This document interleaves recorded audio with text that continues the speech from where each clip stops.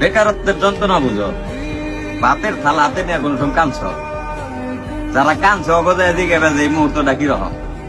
একটা ছেলের কাছে তার দুনিয়া হইলাম তার বাপ মা, সেই বাপ মা যখন তার সাথে খারাপ ব্যবহার করে যে সারাদিন কি করলি, একটা টাকা আনস না, আর কতদিন এমনি পয়সা পয়সা খাবি, এই কথাটি শুই না যে ছেলে ভাতের থালা হাতে দিয়ে কান্না করছে, ওরে যায় দিকে বেজে এই মুহূর্তটা কিরকম বা কষ্টটা কিরকম। এই প্রেম ভালোবাসার কষ্ট সবকিছু ফেল এই কষ্টের কাছে।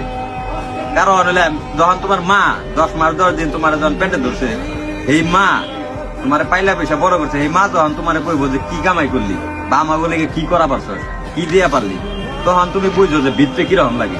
ভিতরে থেকে আমি মনে করি তখন প্রত্যেকটা ছেলের এই মুহূর্তটা যখন ফিল করে, ওই ছেলের আর মনে করো বাঁচার কোনো প্রচেষ্টাই থাকে না।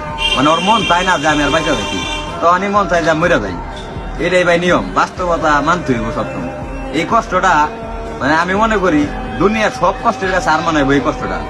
বাপ মা মনে করো এমন একটা জিনিস, না কিছু কম যায় না শোন যায়। মায়ের পানি নিয়েছে সন্তানের বেশ, মায়ের কি করবো।